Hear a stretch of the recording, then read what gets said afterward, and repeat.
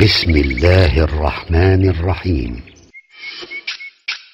صفي الله يا علم الرشاد وخير المرسلين إلى العباد، رفيع القدر يا نجم الثريا، شفيع الخلق في يوم التنادي. تعالى الله من أحذاك فضلا، فكنت المصطفى يا خير هادي. أحبك يا رسول الله حبا تغلغل في الجوانح والفؤاد. أحبك صادقا حتى كأني فريد في المشاعر والوداد. الحمد لله رب العالمين، والصلاة والسلام على أشرف الأنبياء والمرسلين نبينا محمد وعلى آله وصحبه أجمعين. السلام عليكم ورحمة الله وبركاته. Mine ærede brødre og søstre i islam, allerførst vil jeg takke vores brødre her i Vestjylland til at invitere os herud og give os en mulighed til at komme tættere på Allah og lave ibadah. De fleste af brødre og søstre, der deltager i det her kursus, jeg er sikker på, at de er kommet her for at lære noget af deres sharia, noget af deres din. Og det er det bedste ibadah, det bedste tilbedelse, at man kommer tættere på Allah subhanahu wa ta'ala ved at lære noget af hans din. Og ligesom man tilbeder Allah subhanahu wa ta'ala ved at bede as-salat, ligesom man tilbeder Allah subhanahu wa ta'ala ved at faste, ligesom man tilbeder Allah subhanahu wa ta'ala ved at udføre andre ibadat, andre tilbedelser. Man tilbeder Allah subhanahu wa ta'ala ved at have den her fornemmelse, at jeg er her i dag for at lære ilm og lære viden omkring islam ved idn Allah tabarak wa ta'ala. Og med at lære Allah subhanahu wa ta'ala den viden, som Allah subhanahu wa ta'ala har pålagt os muslimer, så er det udelukkende, at Allah subhanahu wa ta'ala han forhøjer en status hos ham. Yarfa'u Allahu alladhina amanu minkum walladhina utul ilma darajat. Allah subhanahu wa ta'ala forhøjer status for dem, som er troende, og især for dem, som er vidne. Jeg kan kort fortælle jer omkring ilm og viden, som Imam Ahlus Sunnah wal Jama'ah, Imam Ahmad bin Hanbal rahimahullah, har sagt, at al-ilmu sharifun law kanat fihi niyya. Ilm er sharif, har virkelig høj status, hvis man har niyya, yani hvis man er oprigtig i sin søgen af viden. Og så sagde han, hadha al-ilm la ya'diluhu shay liman saluhat niyyatuh. Der intet kan være lige den her ilm og viden, hvis ens niyya, den er oprigtigt. Og hvad skal man lave niyya for? De spurgte Imam Ahmad, ja Abu Abdullah, og Abu Abdullah, hvilken niyya skal man have, når man søger viden? Så sagde han, en yanwiya biha raf'u al-jahli an nafsi. At man laver den niyya og den intention til at fjerne uvidenhed fra sig selv, og at fjerne uvidenhed fra andre folk. Og det er den bedste vej, at man laver da'wah i, med ilm og med basira og med visdom. Og det er nok status, at man får, at hvis man søger viden, så alt det kæmpe store skabninger, som Allah subhanahu wa ta'ala har skabt, og de store skabninger, som Allah subhanahu wa ta'ala har lavet, at de laver dua til en person, og de lægger deres vinger under den person, som er gået ud for at søge ilm og viden. Rasulullah sallallahu alaihi wasallam, han har sagt, man salaka tariqan yabtaghi bihi fihi ilma سهل الله له طريقا إلى الجنة. Ham som følger en vej for at søge viden, Allah subhanahu wa ta'ala vil gøre Jannas vej let for vedkommende. Subhanallah. Allah vil gøre Jannas vej let for vedkommende. وَإِنَّ الْمَلَائِكَةَ لَتَضَعُ أَجْنِحَتُهَا لِطَالِبِ الْعِلْمِ رِضًا بِمَا يَصْنَعُ. Og englene, de lægger deres vinger under den her person, som er gået ud for at søge viden for Allah subhanahu wa ta'alas skyld. وَإِنَّ الْعَالِمِ لا يستغفر له من في السماوات ومن في الأرض حتى الحيتان في الماء. Og hvad angår de ting, som der er rundt omkring, alle de her ting, for eksempel som er i jorden og himlen, alle de skabninger, som Allah subhanahu wa ta'ala har skabt, de laver istighfar, og de søger tilgivelse for de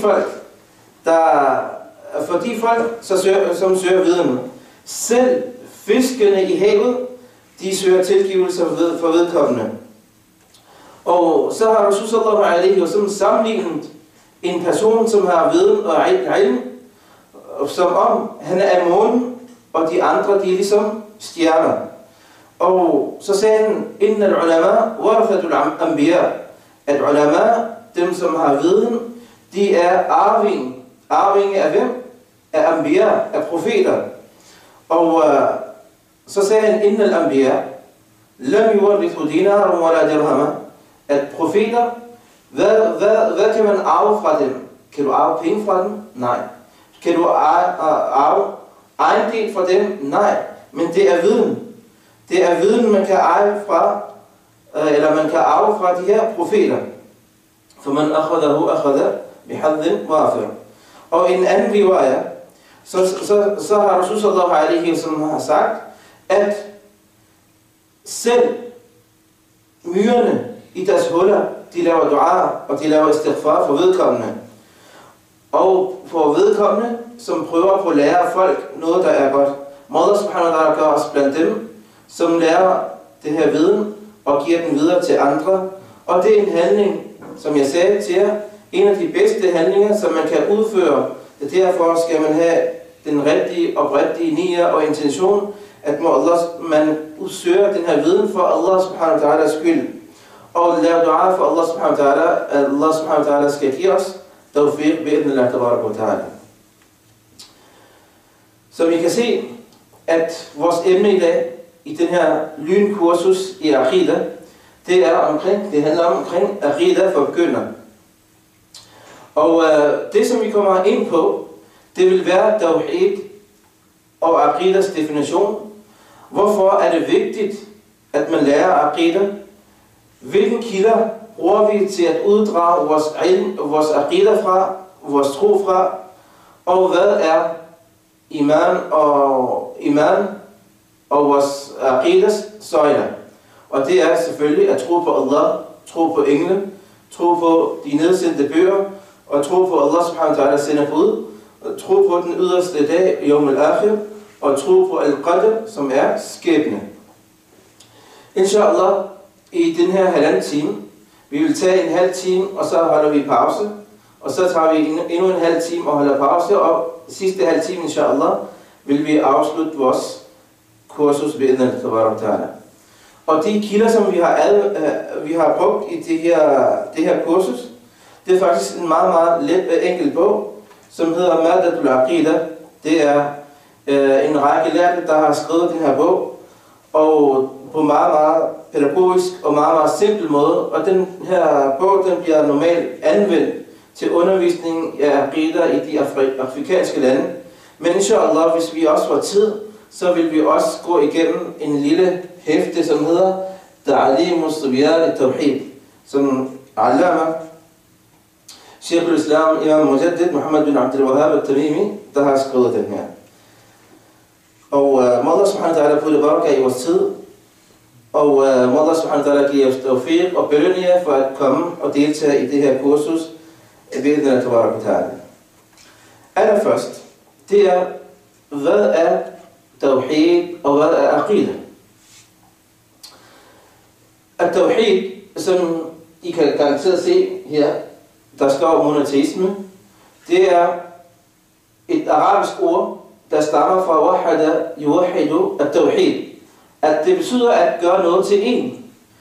I sharias mæssigt, så betyder ordet tawhid at anerkende Allahs enhed i forhold til de ting, som er relateret til ham, subhanahu wa ta'ala, hvad angår tilbedelse eller rububiyya, hans herredom, eller hans navne og egenskaber. Det er sharia-mæssigt betydning for ordet at-tawhid. Men vi kommer til det lidt senere igen, inshallah. Hvad angår ordet aqida, aqida, som I kan se deroppe, den stammer fra knude, at man binder en knud. Og I ved, at når man strammer rigtig meget og binder sådan en knude, så hedder det aqd på arabisk. Og hver eneste ting, som er stærkt bundet til noget, kalder man det for aqd. Det kan godt være fysisk, ligesom en knude. Det kan også være de ting, som ikke er fysisk. For eksempel, det er en kontrakt, som man har lavet med hinanden. Det er også bindende. For eksempel, man laver en kontrakt for en handel. Man laver kontrakt for nogle andre ting. For eksempel ægteskabskontrakt eller nogle andre kontrakt, som man har. Det kalder man også for aqd. Fordi det er også bindende. Og i sharia-mæssigt term, hvad angår ordet aqida, så betyder det at tro på det usete, det som vi ikke kan se, al-ghaib, og at tro på Allah subhanahu wa ta'ala, hans engle, bøger, profeter, domdagen og qada wal qadar, som vi kalder for skæbne. Normalt i den arabiske term, i den islamiske term, man bruger ordet tro, som vi kalder for iman, aqida, tawhid, som synonymer. At de har den samme betydning. Det betyder ens tro, ens iman. Men når man nævner den hver for sig, så har det de her synonymiske betydning. Men hvis man nævner den samlet, så har de to forskellige betydninger, som vi har lige gennemgået. Og hvad angår vores emne i dag, hvorfor er det vigtigt, at vi lærer aqida? Det er et godt spørgsmål. Altså vi muslimer, alhamdulillah, vi tror, vi har iman, men har vi virkelig forstået vores tro, vores iman i virkeligheden? Det er derfor, er det vigtigt for os at vide, hvorfor er det vigtigt for mig at lære det her? Hvorfor er det vigtigt for mig at forstå min egen iman, min egen tro? Det er fordi, at det er en af de første obligatoriske handlinger, som en muslim skal lære. Det er fundament for en person til at være muslim og til at have hans tro. Og Allah subhanahu wa ta'ala har også i Quran al-Karim sagt, fa'alam annahu la ilaha illallah. At du skal vide, hvad skal du vide? At tawhid, din aqida, din iman, det er la ilaha illallah. Og det er også vigtigt, fordi den allerførste ting, som Rasulullah sallallahu alaihi wasallam, han plejer at lære folk, dem som plejer at gå ud, og dem som han plejer at sende som ambassadører for islam og for den islamiske budskab. Den allerførste ting, han plejer at sige til dem, at lære folk deres aqida, deres iman. Og det kan vi se, at det råd som Rasulullah sallallahu alaihi wasallam han gav til Mu'adh bin Jabal, den unge sahabi, som blev sendt til Yemen. Han var kun 19 år på det værende tidspunkt. Han sagde, at awwalu ma tad'uhum ilayhi shahadatu an la ilaha illallah. Den allerførste ting, som du kalder dem til, det er at-tawhid. Det er deres iman, at der er ingen, der har ret til at blive tilbedt foruden Allah subhanahu wa ta'ala. Der er også andre ting, andre vigtige punkter, hvorfor vi skal lære vores aqida. det er fordi den korrekte aqida, det er en forudsætning for ens handlinger bliver accepteret hos Allah subhanahu wa ta'ala. Mine handlinger, hvordan kan jeg garantere, at de bliver accepteret hos Allah? Jeg beder, jeg faster, jeg laver nogle andre handlinger. Hvordan kan jeg garantere, at Allah subhanahu wa ta'ala vil acceptere mine handlinger? Det er ved at udføre og have den rigtige aqida. Det er fordi, der er mange folk, der klarer at udføre gode gerninger, gode handlinger. Men deres handlinger gik tabt, fordi de ikke troede på Allah subhanahu wa ta'ala. Derfor Allah subhanahu wa ta'ala har nævnt det her i Quran al-Karim, hvor Allah subhanahu wa ta'ala han siger, قُلْ هَلْ نُنَبِّئُكُمْ بِالْأَخْسَرِينَ أَعْمَالًا. Sig til de her folk, skal jeg fortælle jer, hvem er den største taber, selvom han udfører en handlinger. الَّذِينَ ضَلَّ سَعْيُهُمْ فِي الْحَيَاةِ الدُّنْيَا وَهُمْ يَحْسَبُونَ أَنَّهُمْ يُحْسِنُونَ صُنْعًا. Det er dem, som stræber i den her verden. De gør gode gerninger og handlinger, men de tror selv, at de har gjort noget godt. أُولَٰئِكَ الَّذِينَ كَفَرُوا بِآيَاتِ رَبِّهِمْ وَلِقَائِهِ. Det er dem, som er i virkeligheden fornægter af det, som Allah subhanahu wa ta'ala har nedsendt, og med at møde med Allah subhanahu wa ta'ala. Så Allah subhanahu wa ta'ala han har forkastet deres handlinger. Allah subhanahu wa ta'ala han accepterer ikke deres handlinger. فَلَا نُقِيمُ لَهُمْ يَوْمَ الْقِيَامَةِ وَزْنًا. Vi vil ikke stille skala og stille wazn og vægten for de her folk, fordi deres handlinger har ingen betydning. Så Allah vil ikke engang veje de her handlinger. Det er også vigtigt at lære aqida, fordi at det har en stor betydning for en muslims destination i akhirah, om man kommer i Jannah eller i Jahannam. Med den korrekte aqida vil Allah subhanahu wa ta'ala frelse en og lade vedkommende komme i Jannah. Med den forkerte aqida, na'udhu billah, må Allah beskytte os alle sammen, vil man risikere, at Allah subhanahu wa ta'ala han straffer en. Vi kan se, at Quraysh, de plejede at tro på Allah, men deres tro på Allah var ikke korrekt. De plejede at tro på Allah, men deres tro var ikke korrekt. Det kommer vi nok lidt senere hen omkring, hvordan de plejer at tro på Allah subhanahu wa ta'ala. Og den sidste ting, som jeg nævner her, det er, at den korrekte aqida er årsagen til, at muslim holder sig på den rette vej. I ved godt, tog skal holde på skinner. Hvis den går væk fra skinner, så sker der ulykke. Det samme. For en muslim, hvordan kan jeg holde mig på den rette vej, på skinnerne, så der ikke sker ulykke? Det er ved at lære den rigtige aqida.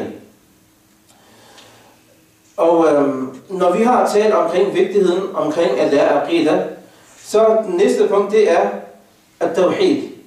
At-tawhid, Allahs enhed, det er et fundament for mennesket i virkeligheden. Oprigtigt var alle mennesker, de troede på at-tawhid, Allahs enhed. Men senere hen, så kom der shirk blandt dem. Shirk startede i virkeligheden i Nuh a.s. tid. I Nuh a.s. tid, hvor folk begyndte at overdrive i deres og opholde deres retskaffende folk.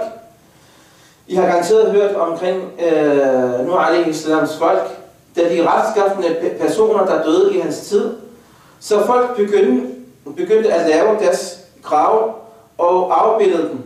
Og så senere hen, de kommende generationer, de begyndte at tilbede dem. Men før de her folk, så har mennesket altid troet på tawhid. Mennesket har altid troet på Allahs enhed. Og derfor, Allah subhanahu wa ta'ala, han nævner i Quran al-Karim, كَانَ النَّاسُ أُمَّةً وَاحِدًا. Folken, mennesker, de var kun en umma. De alle sammen var muslimer. فَبَعَثَ اللَّهُ النَّبِيِّينَ مُبَشِّرِينَ وَمُنذِرِينَ. Da de gik af vejen, så Allah subhanahu wa ta'ala sendte profeter med gode nyheder og advarsler. Og Rasulullah sallallahu alaihi wasallam, han har også fortalt os i en hadith, som er hadith al-Qudsi, som han har berettet for Allah subhanahu wa ta'ala, at Allah subhanahu wa ta'ala han siger, khalaqtu ibadi hunafa kulluhum. Jeg har skabt alle mennesker hunafa, på den rigtige, naturlige din, på tawhid. Wa innahum atathum ash-shayatin. Så kom shayatin til dem, for ishtadahum an dinihim. Og hvad gjorde shaitan? Han fik den væk fra deres din. Ikke også? Og han gjorde de ting, som var halal for dem, til at være haram. Og han beordrede dem at lave shirk med Allah subhanahu wa ta'ala, som de ikke har fået besked på. Ibn Abbas radiyallahu anhu, han siger, at der er forskel mellem Nuh alaihi salams tid og Adam alaihi salam. Det var 1000 år, og alle mennesker, de var på islam. En af de ting, som er vigtige at også tage med, inden vi begynder med vores emne, det er, hvad er kilderne for den rette tro og den rigtige iman? Hvor får vi vores aqida fra?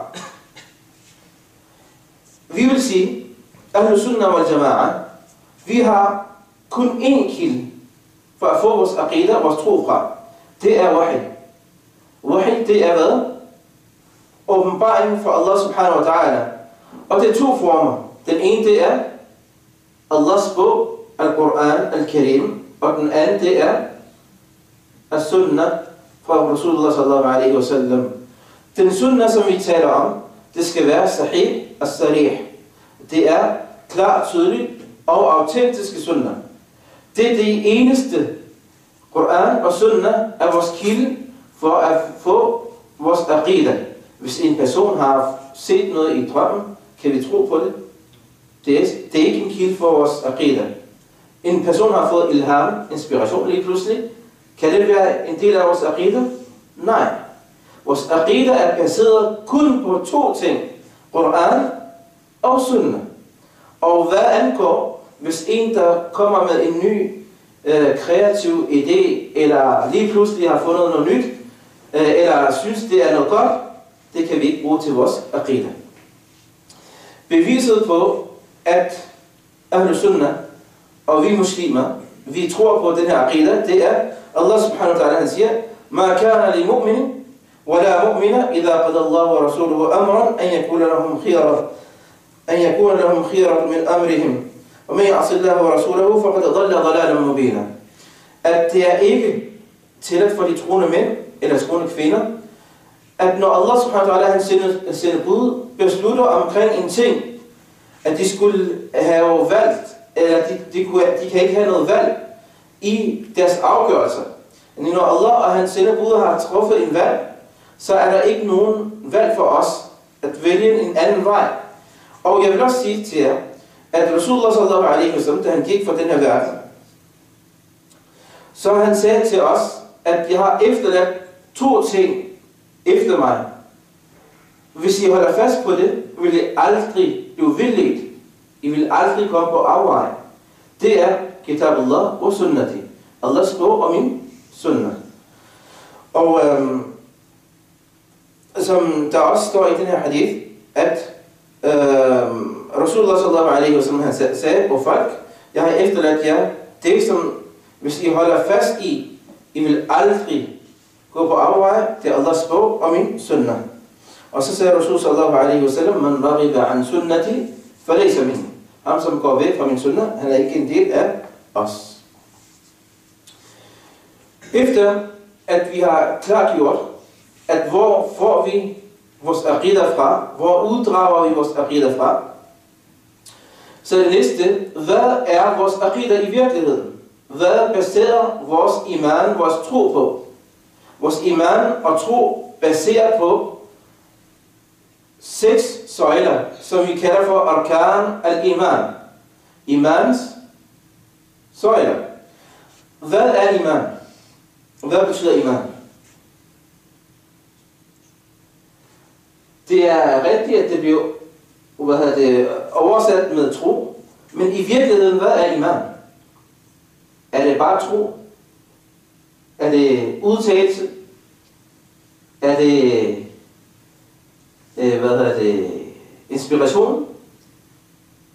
Er det diskussion? Iman, som sprogmæssigt I kan se her, betyder overbevisning. Men i sharia-mæssigt, iman, det er noget, man taler med tungen, qawlun bil lisan, wal i'tiqad bil qalb, og man har det i hjertet, og amal bil jawarih, og man handler med sin,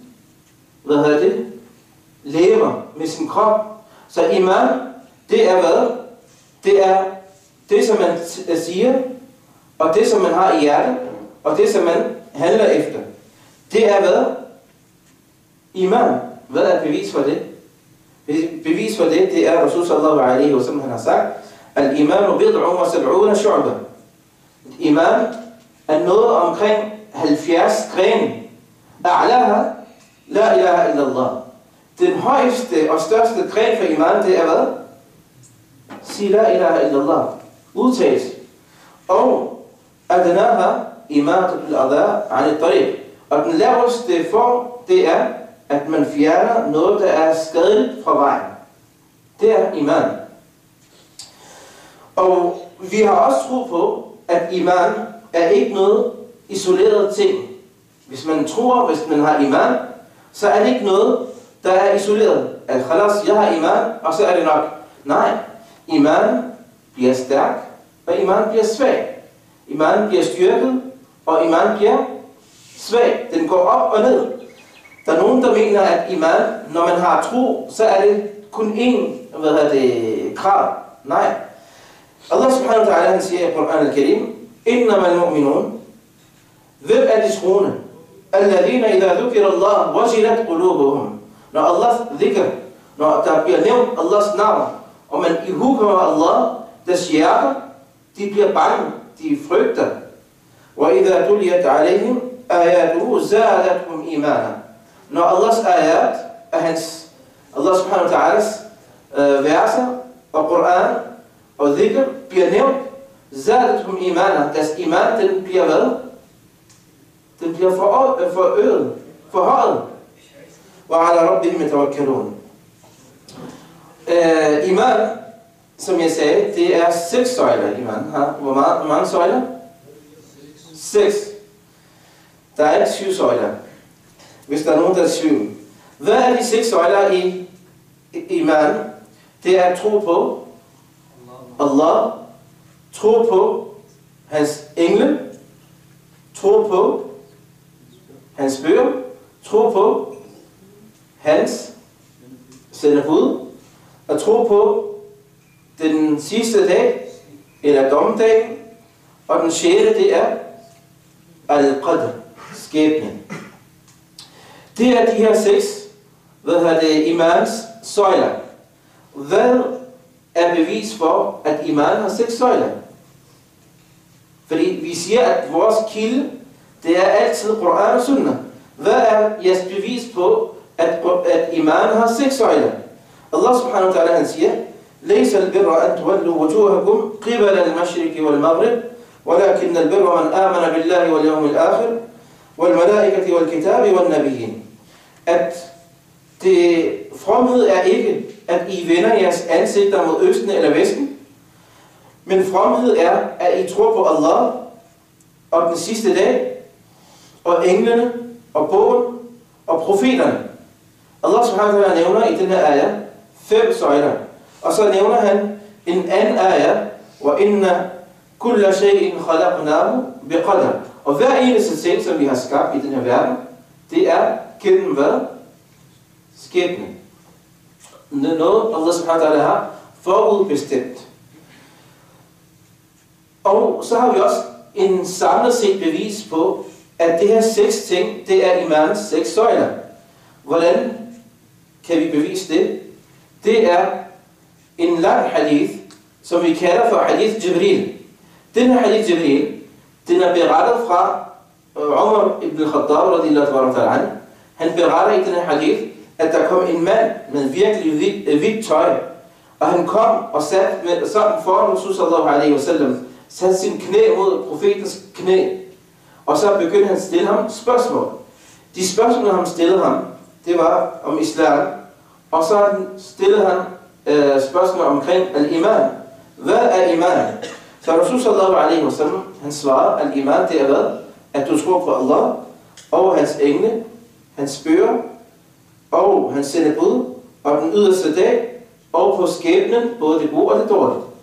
Og til sidst i den her hadith, så Rasul sallallahu alaihi wasallam, han spurgte sahaba, ved I hvem det var? De sagde, nej, Allah og hans sendebud ved bedst, hvem den her mand han var. Så sagde Rasulullah sallallahu alaihi wasallam, det var Jibril, der kom for at lære jer jeres din. Det beviser, at iman har hvor mange søjler? 6 søjler.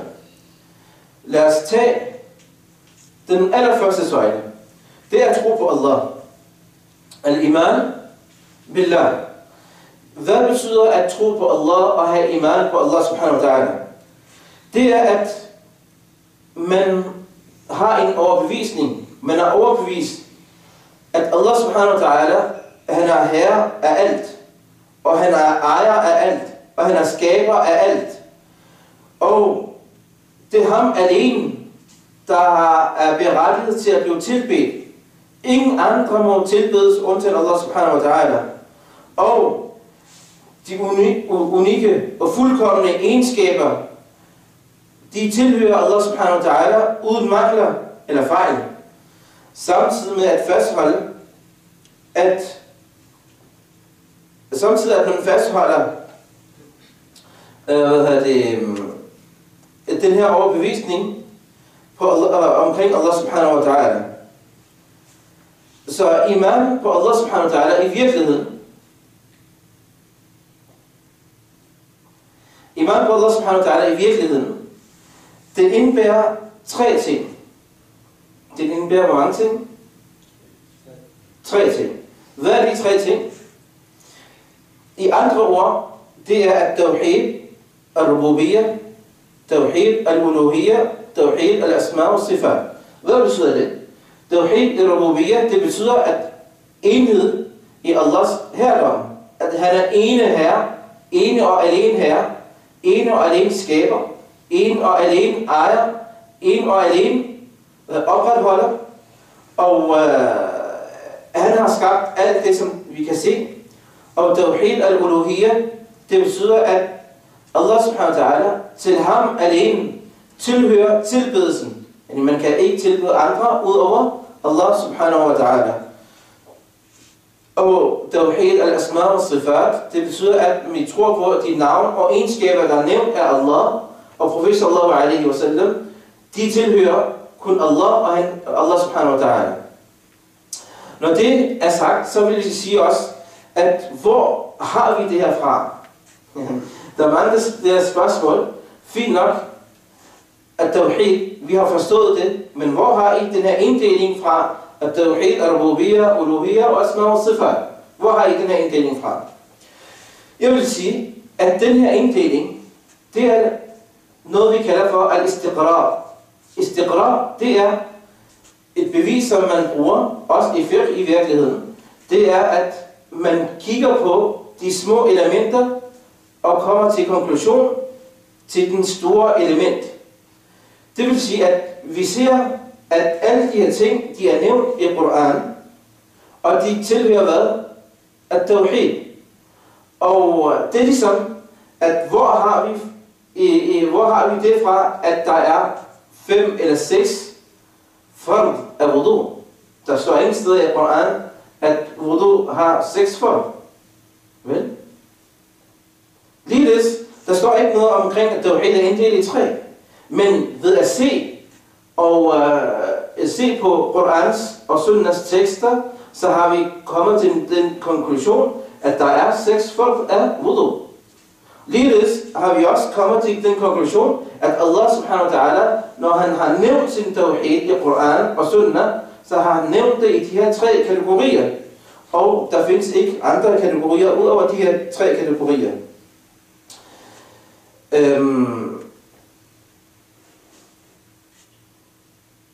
Vil I gerne holde en pause? Eller skal vi gå videre lidt? Gå videre. Mashallah. Vores brødre, de er stadigvæk med på det.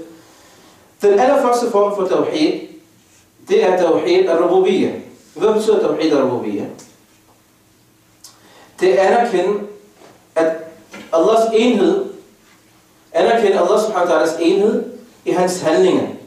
Tro på Allah subhanahu wa ta'ala, han er alene skaber, han er alene, der forsyner, han er alene, der opretholder, han er alene, der har skabt, han er alene, der har opretholdt orden i verden. Han er alene, der giver liv, han er alene, der giver død. Og det kan vi se, at Allah subhanahu wa ta'ala har også nævnt i Quran al-Karim rigtig mange steder. Det er ikke et bevis, vi kan se i Quran, men vi kan se det i rigtig mange steder i Quran al-Karim, hvor Allah subhanahu wa ta'ala han siger, La ilaha illa, la ilaha, ala lahu al-khalq wal-amr, tabarakallahu rabbul alamin. Til Allah subhanahu wa ta'ala tilhører al-khalq wal-amr, en skabelse og befaling. Og der er ingen andre udover Allah subhanahu wa ta'ala.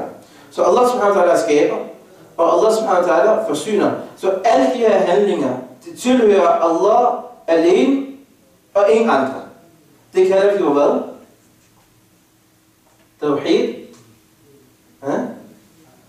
al-rububiyyah. Enhed i hans herredom. Allah er alene her. Der er ingen andre udover Allah subhanahu wa ta'ala. Den her form for tawhid, det ligger dybt ind i mennesket. Menneskets natur. Det er en naturlig instinkt, der ligger i mennesket i virkeligheden. Og derfor, når Allah subhanahu wa ta'ala har nævnt i Quran al-Karim omkring det her, så har Allah subhanahu wa ta'ala har nævnt, فَأَقِمْ وَجْهَكَ لِلدِّينِ حَنِيفًا. Opret din ansigt til ad-din al-hanif. Fitrat Allah, التي فطر الناس عليها. Det er en fitra, det er en naturlig del, naturlig instinkt, som Allah subhanahu wa ta'ala har lagt i hver eneste menneske. La tabdila li khalqillah.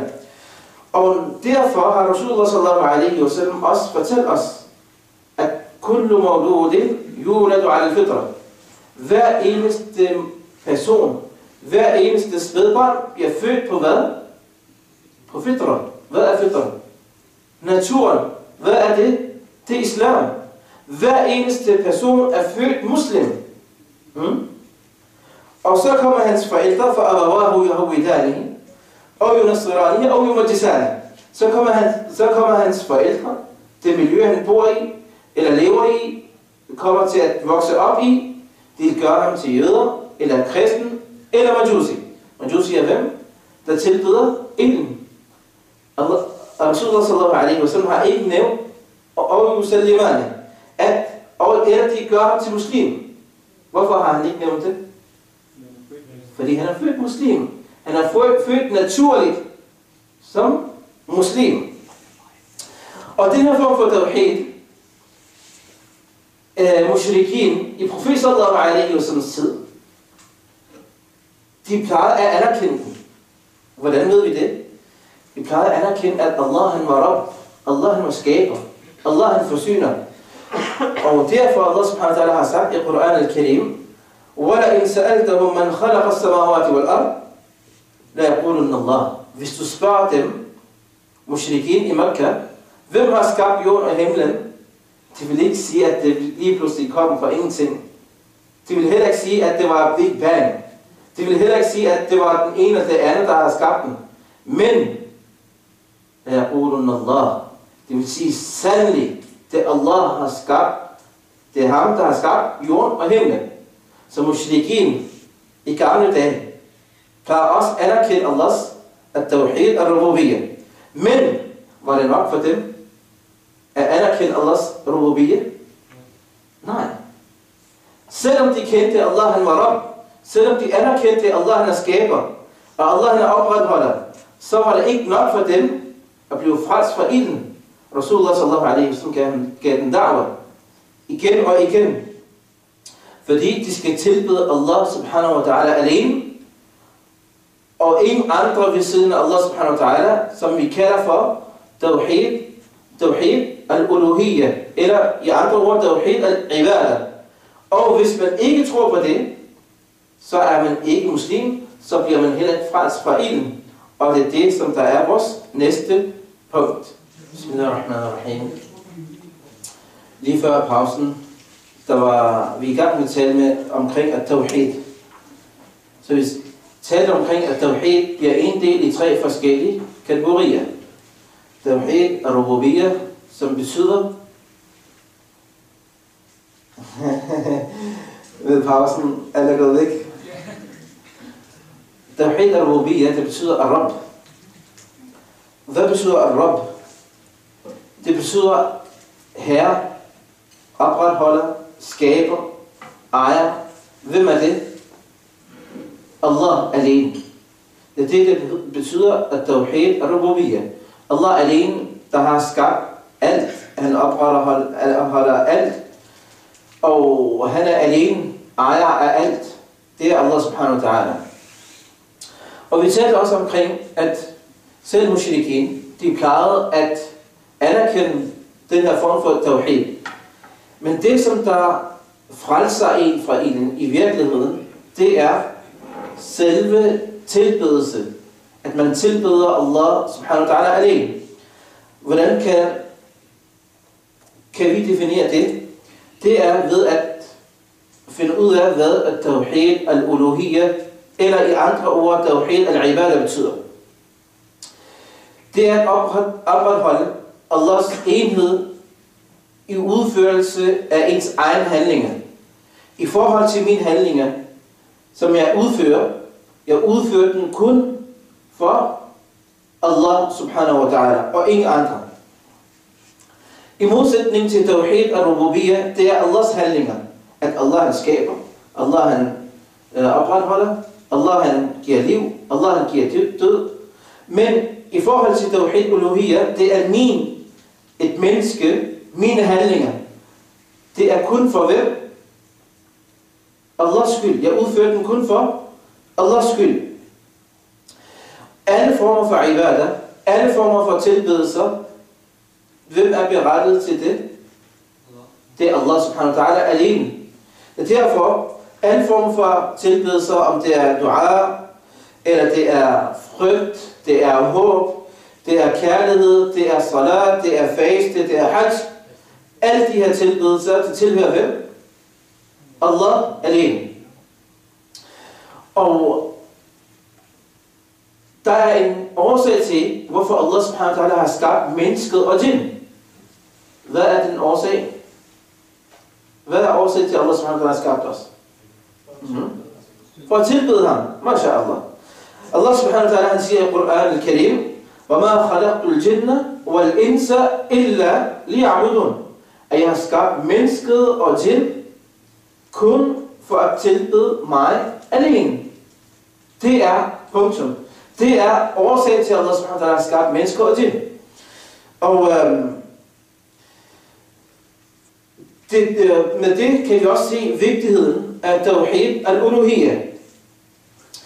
Den ene ting, at på grund af den her tawhid, at vi skal tilbede Allah alene, har Allah skabt os. Det er den ene ting. Den anden, det er forskel. Altså, hvordan kan man adskille mellem en troende og en mushrik? En, der tror på Allah, og en, der ikke tror på Allah, det er ved at den her form for tawhid. Og den tredje punkt, det er, at det er årsagen til, at Allah subhanahu wa ta'ala har nedsat forskellige sendebud, som Allah subhanahu wa ta'ala han siger i Quran al-Karim, وَلَقَدْ بَعَثْنَا فِي كُلِّ أُمَّةٍ رَسُولًا أَنْ يَعْبُدُوا اللَّهَ وَيَجْتَنِبُوا الطَّاغُوتَ. At hvorfor har Allah subhanahu wa ta'ala har sendt profeter? Hvorfor har Allah subhanahu wa ta'ala selv sendt bud? Hvorfor? For at de skal tilbede Allah. De skal vise den vejen til tilbedelse til Allah subhanahu wa ta'ala. Det er derfor Allah har sendt profeter. Allah subhanahu wa ta'ala har sendt Nuh, Musa, Isa, Ibrahim, profet Muhammad sallallahu alaihi wa sallam. Alle de her profeter, hvorfor? For at vise os vejen til at tilbede Allah subhanahu wa ta'ala alene. Og Allah subhanahu wa ta'ala han siger også i Quran al-Karim, وَمَا أَرْسَلْنَا مِنْ قَبْلِكَ مِنْ رَسُولٍ إِلَّا نُوحِي إِلَيْهِ أَنَّهُ لَا إِلَهَ إِلَّا أَنَا فَاعْبُدُونِ. At jeg har aldrig sendt før dig, yani før Rasul sallallahu alaihi wa sallam, et sendebud, men jeg har åbenbart til ham, at der er ingen, der har ret til at blive tilbedt, undtaget mig alene. At tawhid al-uluhiyyah, at man tilbeder Allah subhanahu wa ta'ala alene. og ingen har ret til at blive tilbedt, undtagen Allah subhanahu wa ta'ala. Og den her form for tawhid, al-uluhiyya, det er det, som vi siger, har en sætning, som vi siger, la ilaha illallah. La ilaha illallah, det er ordene for den her form for tawhid, al-ibadah. Tawhid al-uluhiyya. Det er hvad? La ilaha illallah. Hvad betyder la ilaha illallah? Der er nogen, der siger, at der er ingen Gud udover Allah. Der er nogen, der vil oversætte på en anden måde. Men i virkeligheden, la ilaha illallah betyder, at der er ingen, der har ret til at blive tilbedt med sandheden foruden Allah subhanahu wa ta'ala. Ingen. Der er ingen, der har ret til at blive tilbedt. Ingen mennesker, ingen kors, ingen dyr, ingen køer, ingen katte, ingen hund. Det er kun og eneste en, der har ret til at blive tilbedt, det er hvem? Allah subhanahu wa ta'ala. Den her form for ord af tawhid, den indebærer to ting. Den indebærer to ting. Den ene, det er hvad? Bekræftelse. Den ene, det er fornægtelse, og den anden, det er bekræftelse. Man siger, la ilaha illallah. La ilaha, det er, man benægter. Der er ingen, der har ret til at blive tilbedt. Man benægter alt og alle. Og den anden søjle, det er, at man bekræfter den eneste, og der har ret til at blive tilbedt, det er hvem? Allah subhanahu wa ta'ala alene. Illallah. Der er nogle betingelser for den her form for, den her kalima, at-tawhid, la ilaha illallah. Hvad er det betingelser? Det er, at den ene ting, det er, man har viden omkring det, al-ilm fa'alam. Rasulullah Allah subhanahu wa ta'ala, han siger, at ved, at der er ingen, der har ret til at blive tilbedt, undtagen Allah subhanahu wa ta'ala. Det er viden. Og den anden, det er hvad? Stærk tro på det, en yaqeen. Hvad betyder det? At have en overbevisning omkring det, som la ilaha illallah står for. Og man må ikke have tvivl omkring det her. Man kan ikke have tvivl omkring, at man skal kun tilbede Allah subhanahu wa ta'ala. Og den tredje ting, det er oprigtighed. Det er at rense sine handlinger for alle former for shirk og alle former for visning til andre folk. Man gør det og udsætter det kun for Allah subhanahu wa ta'ala skyld. Og man er sandfærdig. Det vil sige, at man siger det rent for sin hjerte, ikke for at vise folk eller andre årsager. Og den femte ting, det er kærlighed. Og have kærlighed til alle dem, som siger det her ord. Og det som det her ord, la ilaha illallah, indbærer. Alle de folk, som har og anerkender la ilaha illallah, man har en kærlighed til dem. Det er vores brødre og søstre i islam. Og det sjette, det er, at man underkaster sig Allah, og ved at sige la ilaha illallah, at jeg personligt underkaster mig, Allah subhanahu wa ta'ala tilbeder mig kun ham alene. Og den syvende ting, acceptere det med tungen, eller acceptere det med hjertet og tungen. At når man udtaler den her ord, så ved man dens betydning, hvad den indbærer, og den ligger dybt i mit hjerte, og det er det, jeg siger med min tunge. Og I skal vide en ting, det er 7 betingelser for at man, når man siger la ilaha illallah, ikke også? Hvad vil man få ved det her?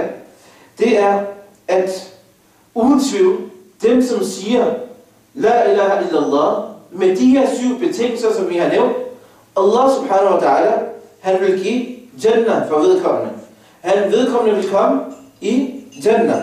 Rasulullah sallallahu alaihi wa sallam, han har sagt, Ma min ahad yashhadu an la ilaha illallah, der er ingen, der bevidner, at ingen, der har ret til at blive tilbedt, undtagen Allah subhanahu wa ta'ala. Og Rasulullah sallallahu alaihi wa sallam er hans sendebud fra hjertet af. Så Allah subhanahu wa ta'ala vil gøre ilden haram for vedkommende. Vedkommende vil aldrig komme i ilden, medmindre han begår nogle synder. så vil Allah subhanahu wa ta'ala få ham ud af ilden igen. Og Rasulullah sallallahu alaihi wa sallam, han har sagt, at der er ingen personer, men når de siger la ilaha illallah, og de dør på la ilaha illallah, men de vil komme i Jannah. Må Allah subhanahu wa ta'ala gør os alle sammen blandt dem, som kommer i Jannah. Der er ikke så mange, der siger amin. Må Allah subhanahu wa ta'ala acceptere det for os. Den tredje form for tawhid, det er tawhid al-asma og sifat. Det er Allahs navn og egenskaber. Hvad betyder det? Det er at opretholde Allahs enhed. Allah er en i hans navne og hans egenskaber. Det vil sige, at alle de navne, som er blevet beskrevet af Allah subhanahu wa ta'ala, eller vores elskede profet Muhammad sallallahu alaihi wa sallam, de er de mest perfekte og komplette egenskaber, og fri for enhver mangel. Og dette er det, som man bekræfter, og det er det, som vi kalder for tawhid, al-asma og sifat. Asma, det er flertal for ism, det betyder navne, og sifat, det er flertal for sifat, det betyder egenskaber. Man anerkender, at de her navne og egenskaber, som er nævnt omkring Allah subhanahu wa ta'ala i Koran og i Sunnah, det tilhører kun Allah subhanahu wa ta'ala. Men hvordan fortolker vi det her? I forhold til Ahlus Sunnah wal Jama'as manhaj, måde at forstå de her på, uden tamthil, uden ta'dil, uden tahrif, uden tashbih. Hvad vil det sige? Det vil sige, at man tror på for eksempel de navne og egenskaber, der står omkring Allah subhanahu wa ta'ala i Koran eller Sunnah. Man sammenligner den ikke med menneskets egenskaber. Det vil sige, at Allah subhanahu wa ta'ala, når han nævnt i Koran al-Karim, Allahs hånd, eller Allahs øjne, eller Allahs andre egenskaber, barmhjertighed, eller lignende, eller Allahs viden, for den sags skyld, alle de her ting, vi kan ikke sammenligne dem med menneskets. Mennesket er mangelfuldt. Vi kan godt forstå dets mening, men vi kan ikke sammenligne det med menneskets. Hvordan det er, Allah ved bedst. Og uden at benægte dem ta'dil. For eksempel, der er nogen, der benægter Allahs egenskaber på den måde, at når Allah subhanahu wa ta'ala siger, at Allah har en hånd, så kan de sige, nej, det passer ikke. Det står i Koran al-Karim. Eller uden tahrif, at ændre dets mening, og uden takif, uden at afbilde den, eller prøve på at finde ud af, hvordan det ser ud. De her 4 ting må man ikke gøre i forhold til Allahs navn og egenskaber. Vi accepterer Allahs navn og egenskaber, som de er, uden at vi sammenligner den med menneskets, og uden at vi benægter den, og uden at vi sammenligner den, og uden at vi prøver på at afbilde den i vores egen hoved. Så vil jeg også sige, at hvorfor siger vi det her? Fordi Allah subhanahu wa ta'ala, han siger i Koran al-Karim, Laysa kamithlihi shay. Der er intet, der er lige ham. Intet, der kan være ligesom Allah subhanahu wa ta'ala. Og Allah subhanahu wa ta'ala, han siger, وَلَمْ يَكُنْ لَهُ كُفُوًا أَحَدٍ. Ingen af hans lige. Der er ingen med til Allah subhanahu wa ta'ala. Og Allah subhanahu wa ta'ala, han siger, وَلِلَّهِ الْأَسْمَاءُ الْحُسْنَى.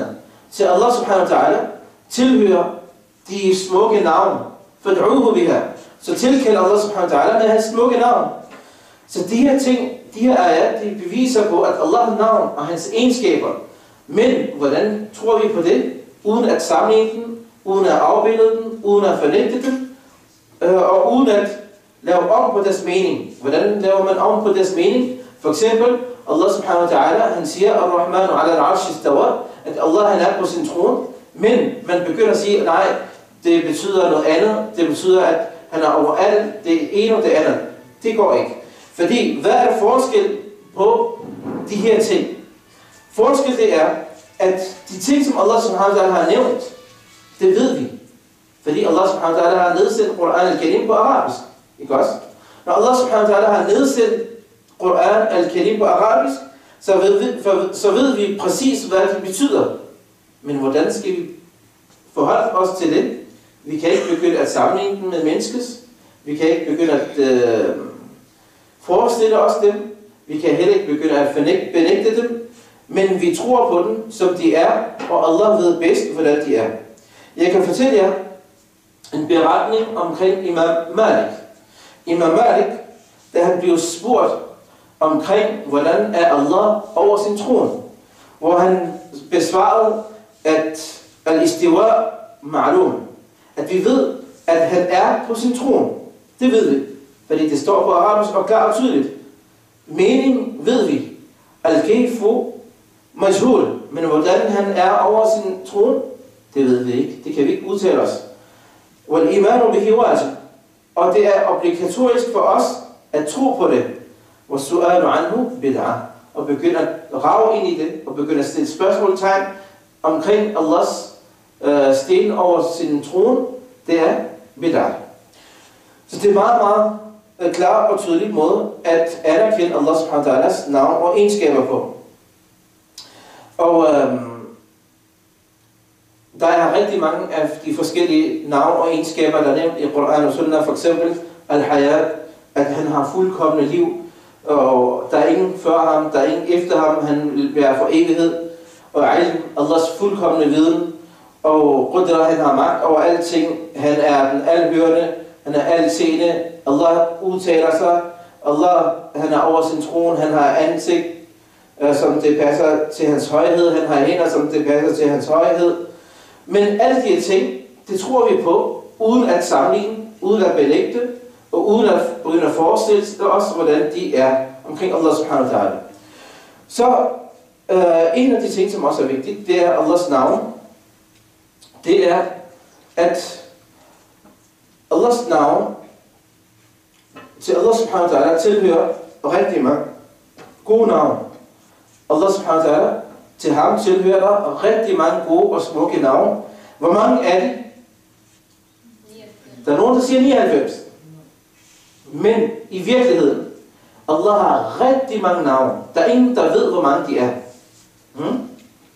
Allah har rigtig mange navn. Der er ingen, der ved, hvor mange de er. Men mange af dem, de er nævnt i Koran og Sunnah. For eksempel Allah subhanahu wa ta'ala, han siger i surat al-Hajj, Huwallahu alladhi la ilaha illa hu, alimul ghaibi wa shahada.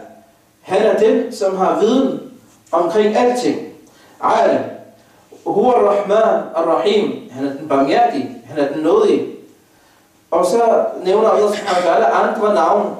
Al-Malik, Al-Quddus, Al-Salam, Al-Muhaymin, Al-Aziz, Al-Jabbar, Al-Mutakabbir. Og så nævner han i den sidste ayah Al-Khaliq, Al-Bari, Al-Musawwir. Lahu al-asma'ul husna. Og han har de smukke navn. Så Allah subhanahu wa ta'ala har nævnt, og profet sallallahu alaihi wa sallam har nævnt rigtig mange af de her smukke navn. Og det er det, som vi er forpligtet til at forpligtet til at tro på. Men det, som der opstår om en misforståelse omkring, hvor mange navn har Allah subhanahu wa ta'ala. Nogen vil sige 99 navn. Det er fordi, der er en hadith, hvor Rasulullah sallallahu alaihi wa sallam har sagt, ham som lærer 99 navn, ikke også? Allah subhanahu wa ta'ala, han vil give ham Jannah. Man ahsaha, dakhala al-Jannah. Ham som husker den og omfanger den, han vil komme i, hvad? Jannah. Det er omkring de her 99 navn. Det kan være hvilken som helst 99 navn, der står i Koran eller Sunnah, som man lærer, men Allah subhanahu wa ta'ala, han vil give vedkommende en stor belønning for det. Men Allahs navn er ikke begrænset i 99 navn. Når vi ved, at Allah subhanahu wa ta'ala, han har de her navn, de her egenskaber, så ved vi, at han er den alhørende, han er seende, og han ved alt, hvad der foregår. Han har magt over alting. Så vil man også holde sig til de ting, som man kan man udfører på en rigtig og korrekt måde, fordi man ved, at der er en, der overvåger, der er en, der ser mig, der er en, der ved, hvad jeg gør, og man ved, at Allah er barmhjertig, og han hører mig. Han er den, som tilgiver mig. Med de her navn og egenskaber kan vi komme virkelig tæt på Allah subhanahu wa ta'ala. Når vi har nævnt at tawhid al-ibadah, tawhid omkring tilbedelse, så meget hurtigt vil jeg lige definere, hvad er en tilbedelse. Er der nogen, der ved, hvad en tilbedelse er? Hvad en ibadah er?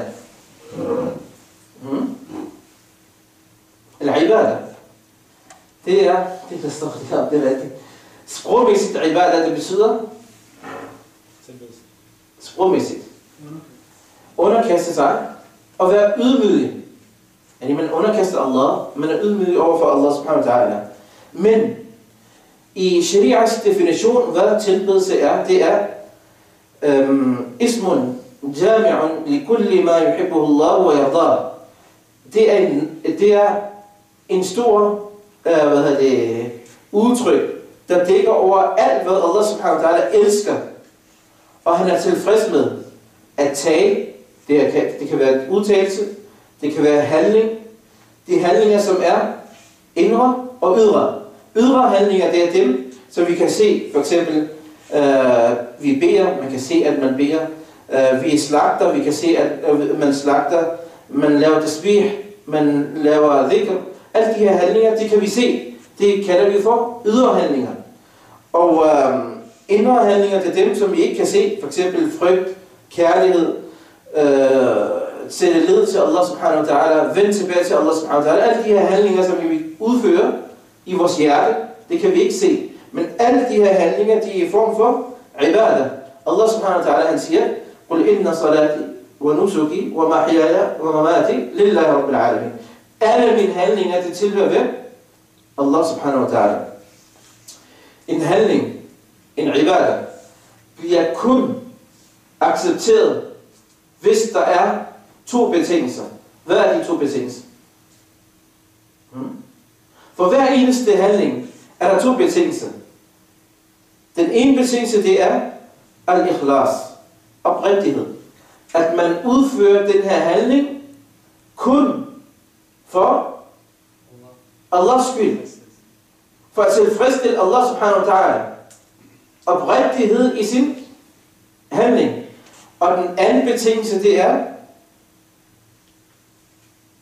al-ittiba'. Al-ittiba'. Hvad er det? Det skal være overensstemmelse med det, som der er i Quran og Sunnah, i Sharia. Det vil sige, at det, som profet sallallahu alaihi wasallam og Allah subhanahu wa ta'ala har fortalt os, det er ibadah. Alt andet, selv det, som de ikke har sagt eller fortalt os omkring, det er ikke en form for ibadah. Når nu jeg siger det, så vil jeg sige, at Rasulullah sallallahu alaihi wasallam, han har sagt, man ahdatha fi amrina hadha ma laysa minhu, fahuwa raddun. Ham, som opfinder noget nyt i vores din, som ikke er en del af det, det er afvist. Folk kan tro, hvad de vil. Men hvis det er noget, som ikke er en del af vores din, ikke er bevist hverken i Quran eller Sunnah, så er det hvad? Bid'ah. Eksempel på det.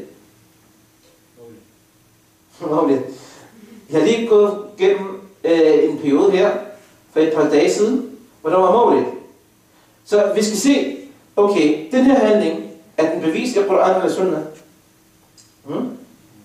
Har Rasulullah sallallahu alaihi wasallam gjort det? Har Sahaba gjort det? Er der noget bevis for det? Hvis der ikke er det, så er det ikke en del af ibadah. Så er det ikke en tilbedelse. Ikke også? Og den anden betingelse, det er, at man gør det for Allahs skyld. Man må ikke gøre for en anden persons skyld. Hvis jeg laver en ibadah for, hvad hedder det? Nabils skyld, den er ikke accepteret, afvist. Fordi man må kun tilbede for Allahs skyld.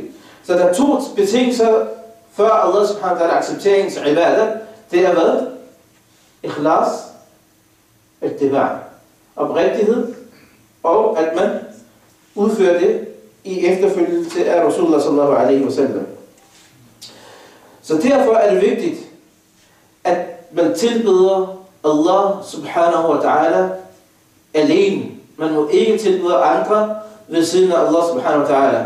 Tilbedelse tilhører Allah subhanahu wa ta'ala alene. Man må ikke tilbede hverken engel, man må heller ikke tilbede en profet, man må heller ikke tilbede en wali, en retskaffende person, eller nogen andre. Man må kun tilbede Allah subhanahu wa ta'ala, og det er den allerførste ordre, Allah subhanahu wa ta'ala har givet mennesket i Quran al-Karim. Hvor Allah subhanahu wa ta'ala, han sagde i surah al-Baqarah, Ja ayyuhan nas, u'budu rabbakum. Og folken, tilbed jeres Rabb, jeres Herre, som har skabt jer, som har forsynet jer, som har givet jer alt. Så tilbedelse til tilhører hvem? Allah subhanahu wa ta'ala. Nogle af de her former for tilbedelse, som I kan se her, det er for eksempel dua. Det er dua, at man laver dua. Man løfter sine hænder op og er ydmyg over for Allah subhanahu wa ta'ala. Og spørger Allah subhanahu wa ta'ala. Og det tilhører kun Allah subhanahu wa ta'ala. Man kan ikke lave dua til en krav. Man kan heller ikke lave dua til nogle andre mennesker. Fordi Allah subhanahu wa ta'ala, han siger, Ud'uni astajib lakum. Spørg mig, lav dua til mig, jeg vil acceptere jeres dua. Allah subhanahu wa ta'ala, han siger, lav dua til mig, jeg vil acceptere den. Dua, det er ibadah. Derfor Rasul sallallahu alaihi wa sallam har sagt, at dua hul ibadah. Dua, hvad er det? Det er tilbedelse. Nå. Og når vi siger, at dua er tilbedelse, så kan vi kun tilbede hvem? Allah. Og vi kan kun lave dua til hvem? Allah subhanahu wa ta'ala. Og spørge om hjælp fra andre folk, det er kun hvis vedkommende er levende, og vedkommende er der, og han kan hjælpe en. Hvis han ikke kan hjælpe med de her ting, så er det ikke tilladt, at man laver dua, eller spørger vedkommende om hjælp. Ligeledes, en af de her tilbedelser, det er håb, det er frygt. Selvfølgelig, der er to former for frygt. Der er en frygt, som er tilbedelse af ibadah. Den her form for frygt, den tilhører kun Allah subhanahu wa ta'ala. Der er nogle mennesker, der kan frygte andre mennesker. Han siger, at de tror, at den her menneske kan skade mig. Eller han kan se, hvad jeg har gjort, hvad jeg har lavet. Eller frygter ham. Ligesom man skulle frygte Allah subhanahu wa ta'ala. Det her, det er shirk. Fordi den her, det bliver en tilbedelse. Tilbedelse tilhører kun Allah. Og den anden form for frygt, det er en naturlig frygt. Ligesom hvis der er nogen, der ser en hund på gaden og bliver bange og løber væk. Det er hvad? Det er en naturlig frygt. Der er ikke noget galt i det. Ligeledes håb. Håb, det er, man kan kun have håb i Allah subhanahu wa ta'ala. For eksempel, man kan ikke have håb i andre mennesker. For eksempel, der er nogen, der har håb i en død person i Syrien, Damaskus, der ligger i graven. Han vil give mig det her. Det her, det må man ikke. Fordi håb, det er tilbedelse. Et menneske burde altid leve med de her to ting. Frygt og håb. Frygt for Allah og håb for Allah. Frygten for Allah, det vil gøre hvad? Det vil få en væk fra at begå dårlige handlinger og synder. Så vil man frygte, at Allah vil straffe mig. Hvis jeg gør det her, Allah vil straffe mig. Og håb i, det vil altid lede en person til at udføre flere handlinger og gerninger. Fordi man har håb i Allah subhanahu wa ta'alas belønning. At hvis jeg beder, Allah vil belønne mig. Hvis jeg er faster, Allah vil belønne mig. Hvis jeg taler sandt, Allah vil give mig belønning. Og derfor, Ibn Qayyim rahimahullah, han siger, at et menneske, han er ligesom en fugl med to vinger. Man har håb, og man har frygt. Ikke også? Og hvis man har den ene side og den anden side, så vil man falde ned på et eller andet tidspunkt. Kærlighed til Allah subhanahu wa ta'ala, den tilhører også kun Allah subhanahu wa ta'ala. Selvfølgelig er der også forskellige former for kærlighed. Der er en kærlighed, der er tilbedelse, og en kærlighed, som er naturlig kærlighed. For eksempel kærlighed til Allah subhanahu wa ta'ala. Det er, at man har håb i Allah subhanahu wa ta'ala, og som leder til, at man respekterer Allah subhanahu wa ta'ala af kærlighed. Det er derfor Allah subhanahu wa ta'ala, han har sagt, at de her folk, mushrikin, de har kærlighed til Allah, ligesom, eller de har kærlighed til deres idoler, ligesom de skal have kærlighed til Allah. Og hvordan ved man, at man har kærlighed til Allah? Hvilken tegn er det? Er det noget, man siger? Nej. Det er noget, man gør nemlig. Men der er mange, der siger, at jeg har kærlighed til Allah. Men hvad er målet? Hvordan kan man måle det? Det er, hvis der kommer to handlinger. Den ene er tilladt, og den anden er haram. Så vil man altid tage den handling, som er tilladt for en. Det beviser, at man har kærlighed til hvem? Til Allah subhanahu wa ta'ala. Og altid, at man vil prøve på at efterfølge det, som Rasulullah sallallahu alaihi wa sallam har fortalt os. Hvilken ting vil få os til at have mere kærlighed til Allah? Det er, hvis vi for eksempel reciterer Koranen, udfører ekstra gerninger, prøver på at stå op om natten og bede, og lave Allahs dhikr, og komme til forsamlinger, ligesom den her ilm, og andre ting, som får en til at komme tættere på Allah subhanahu wa ta'ala.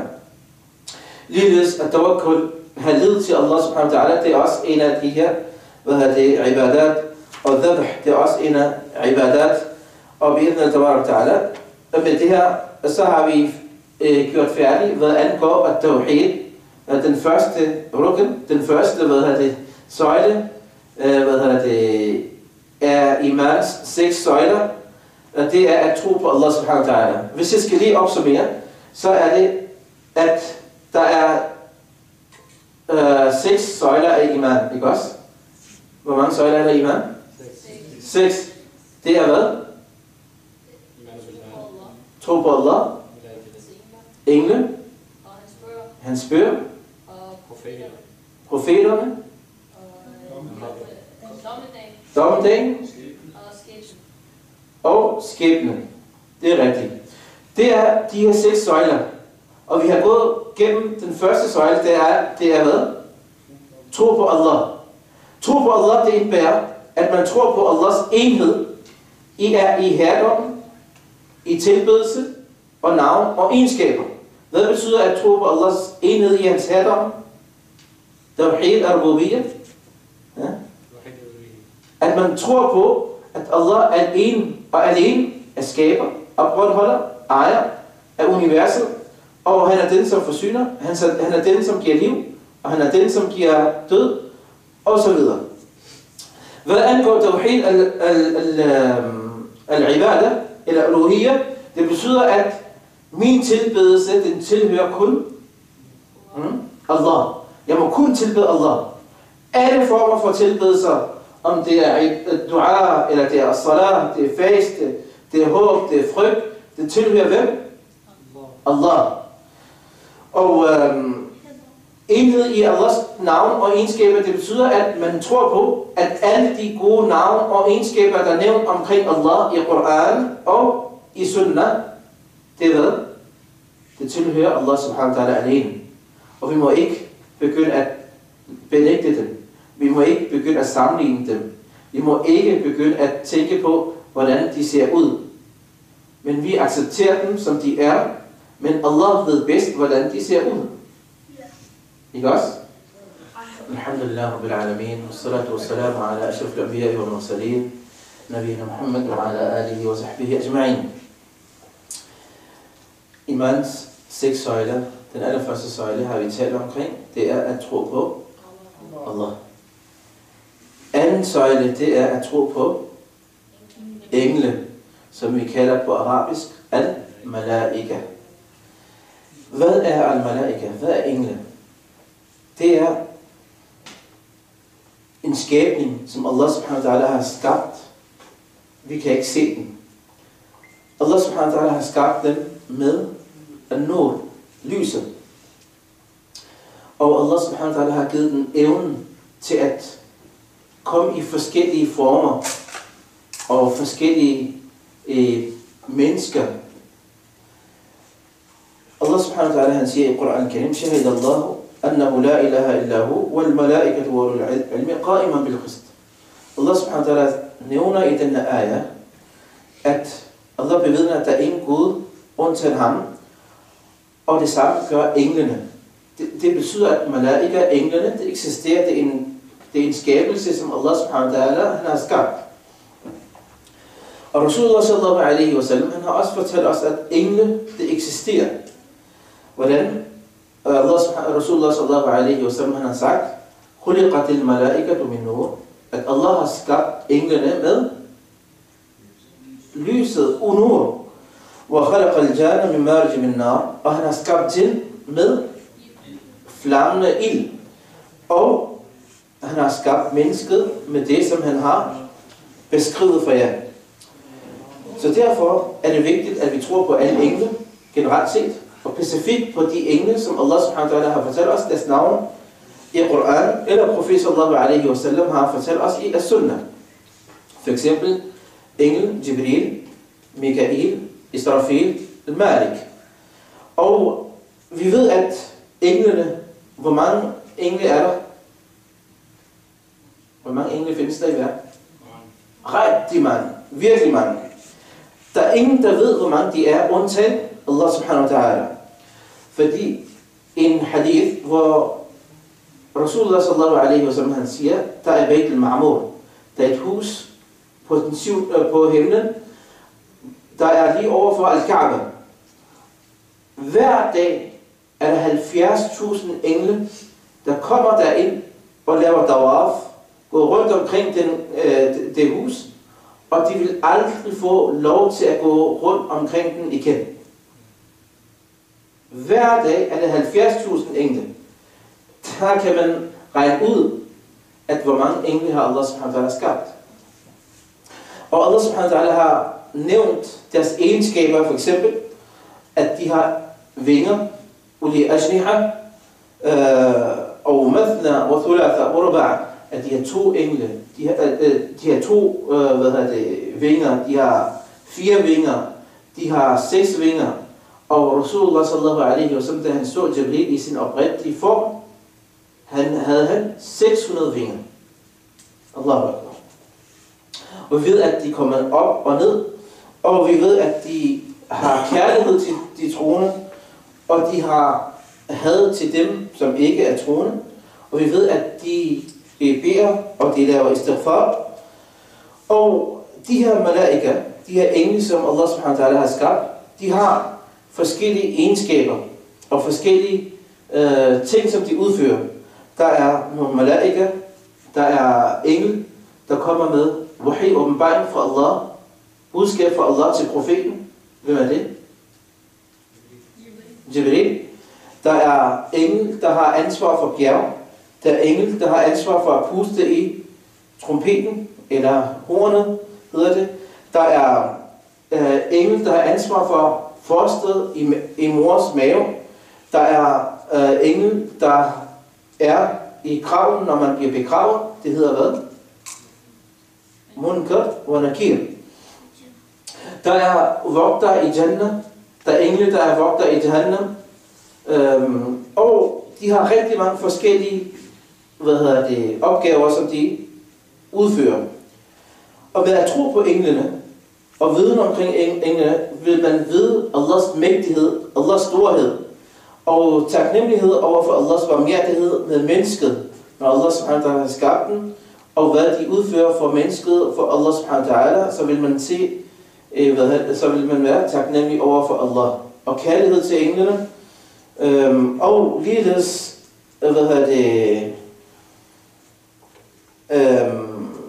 vil man også, udføre gode gerninger og fjerne sig fra synderne, fordi englene, de kommer der, hvor der er gode gerninger, og de går væk derfra, hvor der er synder. Det er at tro på, hvad? Al-Malaika. Den tredje søjle, det er at tro på Allahs nedsendte bøger eller skrifter. Al-Iman bi kutubillah. Al-Iman bi kutub. Hvad er de her bøger for noget? Hvad er det for nogle bøger, som vi tror på? Vi ved, at Allah subhanahu wa ta'ala, han har nedsendt bøger på sin sendebud, på profeterne og på Rusul. Og de her bøger, det er en tale, som Allah subhanahu wa ta'ala har talt, og det er en vejledning og en lys, som indeholder sandhed fra Allah subhanahu wa ta'ala, og det er obligatorisk for os at tro på alle de her bøger, som Allah subhanahu wa ta'ala har nedsendt. Hvorfor er det obligatorisk for os? Fordi Allah subhanahu wa ta'ala han siger, قُلْ آمَنْتُ بِمَا أَنزَلَ اللَّهُ مِنْ كِتَابٍ. Sig, at jeg tror på de bøger, som Allah subhanahu wa ta'ala har nedsendt. Hvor mange bøger har Allah subhanahu wa ta'ala har nedsendt? 4. 5. 6. 7. 8. 9. Allah subhanahu wa ta'ala har sendt mange bøger. Men der er nogle af dem, som vi kender. Vi kender, at Allah subhanahu wa ta'ala har nedsendt Al-Quran al-Karim på hvem? På vores elskede profet Muhammad sallallahu alaihi wa sallam. Den sidste budskab, der blev nedsendt gennem Jibril, 23 års periode, til Rasul sallallahu alaihi wa sallam, for at vejlede os. Der er Torah, der blev nedsendt til hvem? Musa alaihi salam. Der er Injil, evangeliet, der blev nedsendt til Isa alaihi salam, mashallah. Der er Zabur, som blev nedsendt til Dawud alaihi salam. Og så er der nogle andre suhuf, nogle andre skrifter, der blev nedsendt til Musa alaihi salam og Ibrahim alaihi salam, som også står i Quran al-Karim, i surah A'la, suhuf Ibrahim og Musa. Det er skrifter, som er nedsendt til Ibrahim og Musa alaihi salam. Alle de her bøger, det tror vi på. Men vi ved også, at de tidligere skrifter, som blev nedsendt på de forskellige profeter, der blev ændret i dem. Der lavede tahrif, der blev ændret i dem. Hvordan ved vi det? Det er, Allah subhanahu wa ta'ala, han har sagt i Quran al-Karim, at أَفَدَطْمَعُونَ أَنْ يُؤْمِنُوا لَكُمْ وَقَدْ كَانَ فَرِيقٌ مِّنْهُمْ يَسْمَعُونَ كَلَامَ اللَّهِ.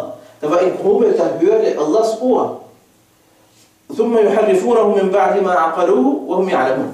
Og så ændrede de det, efter de havde forstået Allahs budskab.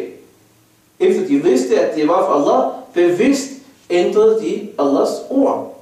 Så derfor ved vi, at de tidligere bøger, som blev nedsendt til deres profeter, de blev ændret. Og dem, som ikke blev ændret, de er blevet annulleret med den her sharia og med Al-Quran al-Karim. Al-Quran al-Karim indbærer hver eneste budskab, som der var i de tidligere bøger og de tidligere skrifter. Hvad angår de ting, som ikke står i Al-Quran al-Karim, men de står i de tidligere bøger, hvad skal vi gøre med det? Vi ved, at noget af det, der står i de tidligere skrifter, det som der ikke er overensstemmelse med Quran al-Karim, det benægter vi. Det som der er overensstemmelse med Quran al-Karim, det bekræfter vi. Men det som hverken Quran bekræfter eller benægter, der står i de tidligere bøger, det holder vi også fra. Allah ved bedst, hvad det er. Og så vil vi med det her også sige, at tro på Al-Quran al-Karim, den sidste bog, som Allah subhanahu wa ta'ala har nedsendt på Rasulullah sallallahu alaihi wa sallam, der er nogle bestemte ting ved Al-Quran al-Karim, som ikke var ved de andre bøger. Det som der var med Al-Quran al-Karim, Al-Quran al-Karim, Allah subhanahu wa ta'ala har beskyttet den. Folk kan ikke lave om på den. Man kan ikke ændre den. Allah subhanahu wa ta'ala han siger, Inna nahnu nazzalna dhikra, wa inna lahu lahafidhun. Det er os, der har nedsendt hukommelsen, Al-Quran al-Karim, og det er os, der beskytter den. Allah subhanahu wa ta'ala beskytter Al-Quran al-Karim.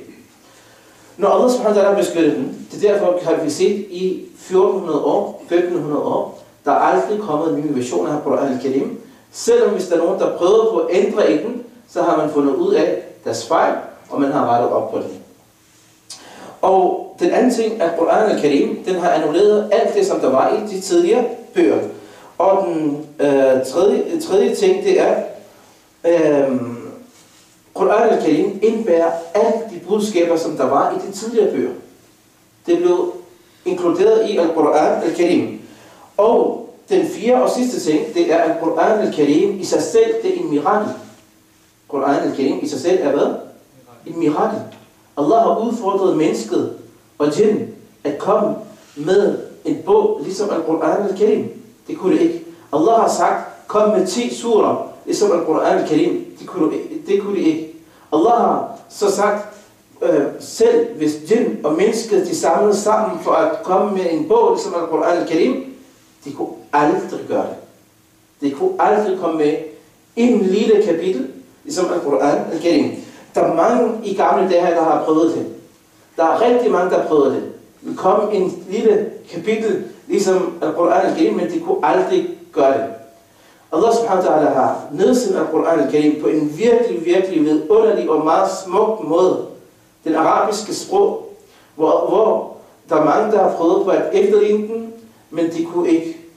Der er en gamle dag, der er nogen, der har prøvet på at efterligne Al-Quran al-Karim, og de kom med en surah om elefanten. Hvad skulle det være? Al-fil, og ma adraka al-fil, lahu dhambil. Alle sammen grinte af ham. Han sagde, elefant, hvad ved du om elefanten? Han har store ører og en lang næse. Folk tager, han er tosset. Der er nogle andre, der prøvede på at efterligne Al-Quran al-Karim, men der er ingen, der kunne komme med en surah, en lille surah, ligesom Al-Quran al-Karim, til i dag. Vi ved, at når vi tror på de her bøger, de her skrifter, det er Allah subhanahu wa ta'alas barmhjertighed, at Allah subhanahu wa ta'ala har sendt en vejledning til os mennesker, så vi kan få en vejledning og komme tættere på Allah. Og Allahs visdom i sin sharia. Og vi kan være taknemmelige over for den her store gave, som Allah subhanahu wa ta'ala har givet os, og handle i forhold til det, der står i Al-Quran al-Karim, og så vil beskytte os fra vildledelse. Den 4. søjle, det er at tro på sendebud. De profeter, som Allah subhanahu wa ta'ala har nedsendt. Vi ved, at der er 2 ting. Den ene, som vi kalder på arabisk al-Nabi, og den anden kalder vi på arabisk hvad? Al-Rasul. Hvad er der forskel på al-Nabi og Rasul? Der er forskellige definitioner, der er forskellige holdninger til, hvad er en Nabi, hvad er en Rasul. Nogen siger, at en Nabi, eller en Rasul, det er en, der har fået en ny budskab fra Allah, en ny bog fra Allah. Og en Nabi, det er, at han har den samme budskab fra den tidligere profet. Men i nogle definitioner, der står der, at en Nabi er den person, som bliver nedsendt til en befolkning, som er allerede muslimer. Og Rasul er blevet nedsendt til en befolkning, som ikke er muslimer. Og han, hvis de går imod ham, så er han blevet beordret til at bekæmpe dem. Iman bil Rasul, det er, at man tror på, at Allah subhanahu wa ta'ala, han har nedsendt et sendebud til hver eneste nation, for at kalde dem til at tilbede Allah subhanahu wa ta'ala alene. Og at ikke lave shirk eller kufr, og sætte nogen som helst partner ved siden af Allah subhanahu wa ta'ala. Hver eneste sendebud var en retfærdig, sandfærdig person, og han har videre leveret Allahs budskab til mennesker, og kommet med beviser omkring, at de var Allahs sendebud, og de er mennesker, ligesom os. De har ikke guddommelige egenskaber, hvis der er nogen, der skulle tro på det, men de er mennesker ligesom os, men de er de bedste mennesker, som Allah subhanahu wa ta'ala har valgt. De er de bedste mennesker, som Allah subhanahu wa ta'ala har valgt. Og vi ved, at der er ikke nogen, der kan opnå profeti. Der er ikke nogen, der kan lave ibadah der om nat, og så opnå den her status. Nej, det er en valg, som Allah subhanahu wa ta'ala han vælger. Derfor Allah subhanahu wa ta'ala han siger, وَلَكِنَّ اللَّهَ يَمُنُّ عَلَى مَنْ يَشَاءُ مِنْ عِبَادِهِ. Det er Allah subhanahu wa ta'ala, han vælger, og han giver en gave til ham, som han ønsker fra sine slaver. Så Allah subhanahu wa ta'ala har valgt de her anbiya, de her profeter, blandt alle mennesker. Det er ikke noget, de har opnået, men Allah subhanahu wa ta'ala har udpeget dem til at være ambassadører for ham, og viderelevere hans budskab til mennesker. Hvor mange profeter er der i verden? Eller hvor mange profeter blev sendt til sendt til forskellige befolkninger i verden. Der er rigtig mange. Vi kender ikke alle,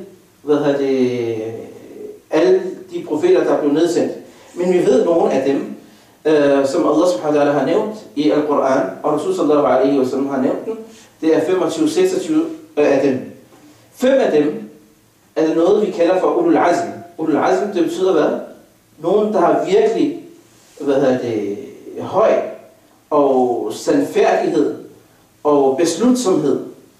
Det var profet Muhammad sallallahu alaihi wa sallam, Ibrahim, Musa, Isa og Nuh. De her 5 profeter, de var de bedste profeter. Og blandt de her 5 bedste profeter var Rasulullah sallallahu alaihi wa sallam den bedste af den bedste. Rasul sallallahu alaihi wa sallam, han sagde, Ana sayyidu waladi Adam, wala fakhar. At jeg er lederen af hele menneskeligheden. Hvilken budskab kom de her profeter med? Hvilken budskab kom enhver profet med? De kom med en da'wah, en kald til befolkningen omkring Allahs enhed, tawhid, som vi har lige haft, og advarer den fra det modsatte af tawhid af shirk. Og de plejede at videregive nogle gode nyheder omkring de forskellige ting, gode nyheder omkring Jannah, og advarer den fra Jahannam.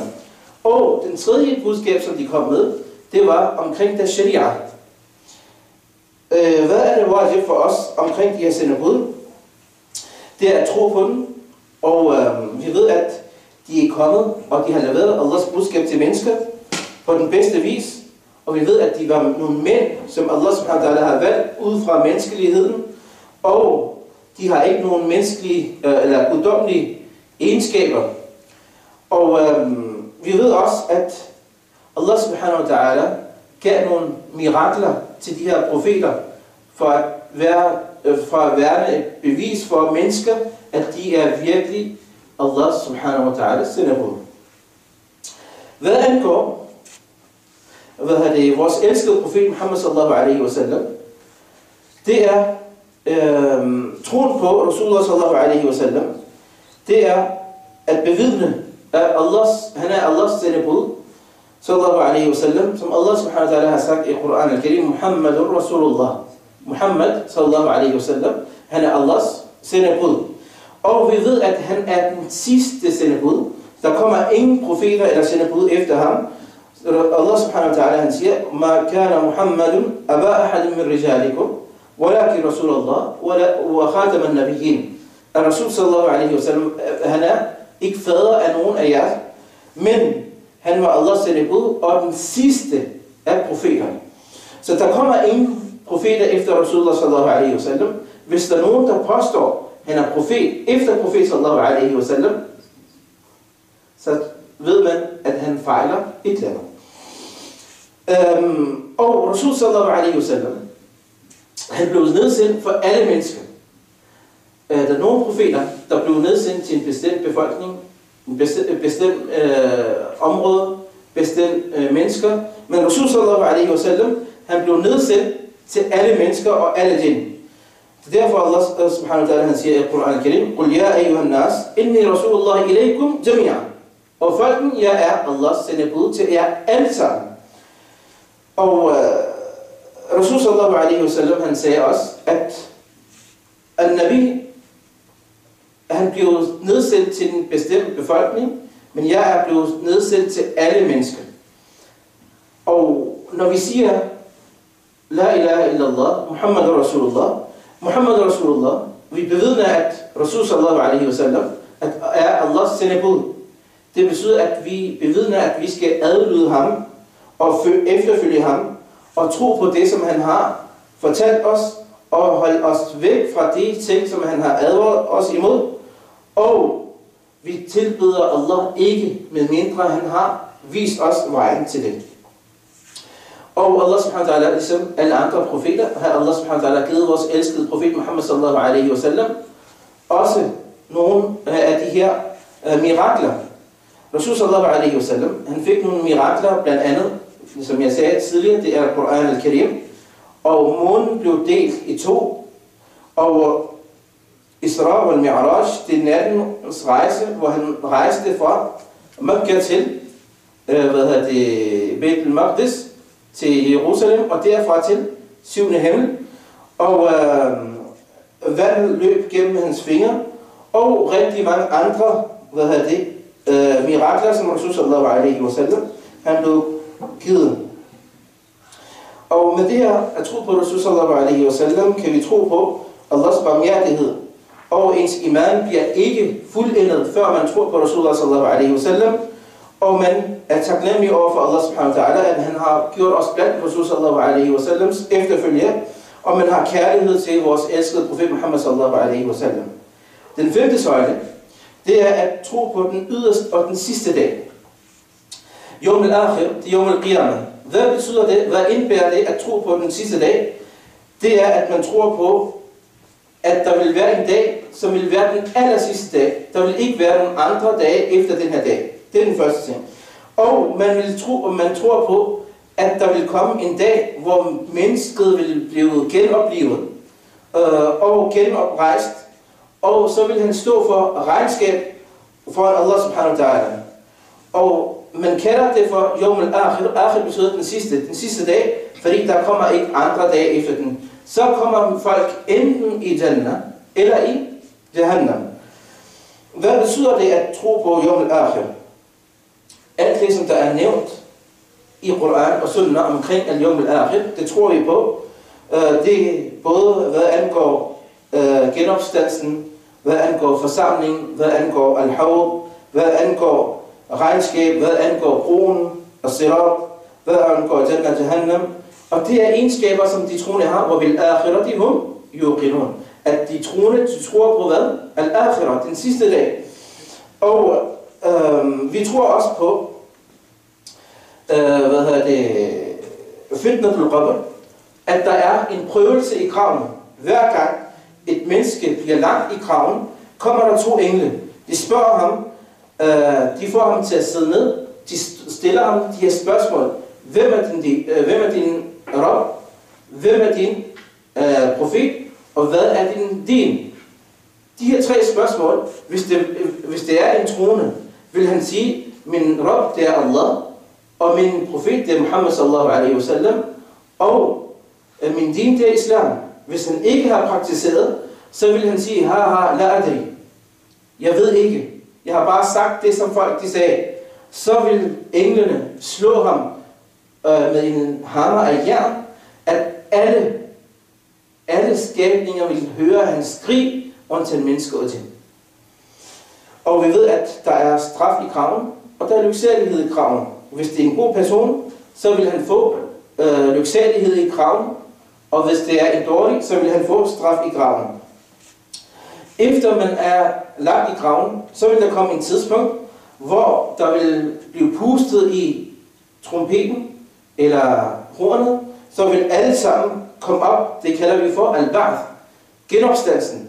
Alle mennesker vil stå op igen for regnskab, som Allah subhanahu wa ta'ala også har fortalt os i al-Quran al-Karim. Rasul sallallahu alaihi wasallam, han fortalte det her, at alle folk, de vil blive genopstillet på Yawm al-Qiyamah, uden tøj og uden noget som helst.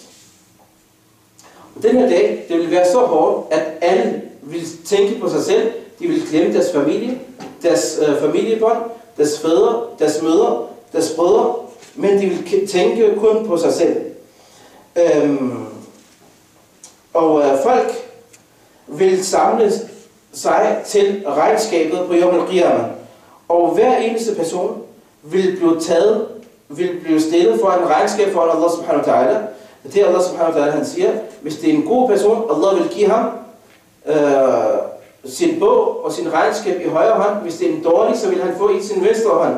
For amma man utiya kitabahu biyamini, ham som får bogen i sin højre hånd, for ham vil regnskab være meget, meget let, og ham som vil få i venstre hånd, hans hånd vil blive vrænget om og taget midt i hans bryst og bag hans ryg, og han vil få sin regnskab i sin venstre hånd.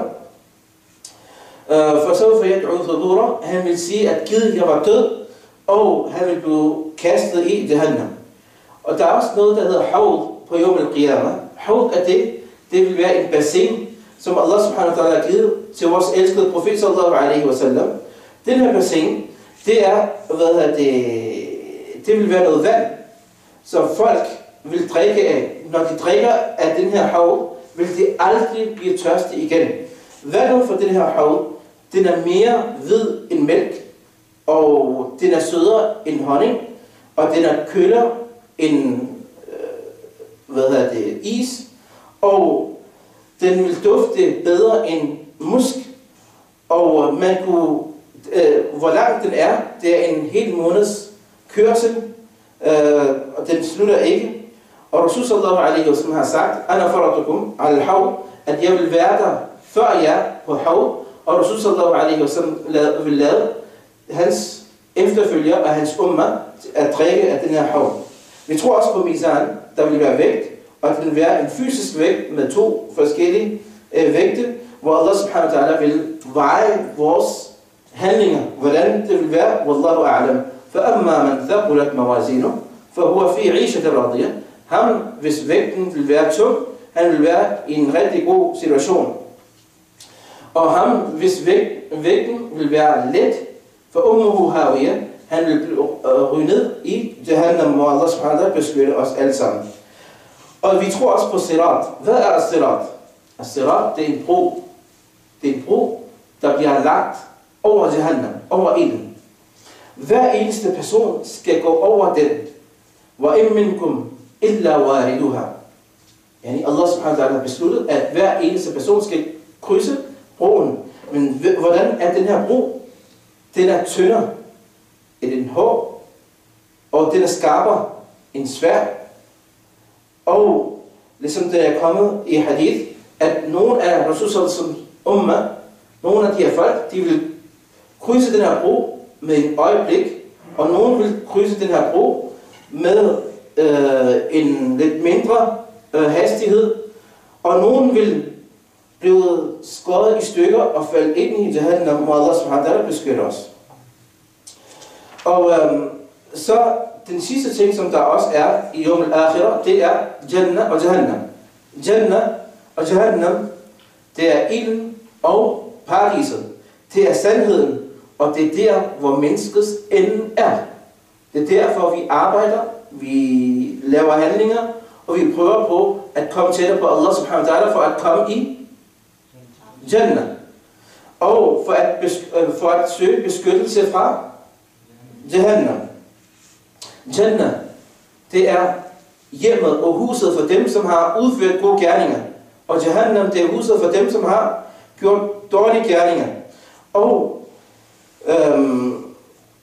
som Allah subhanahu wa ta'ala har forberedt for de gode og de dårlige.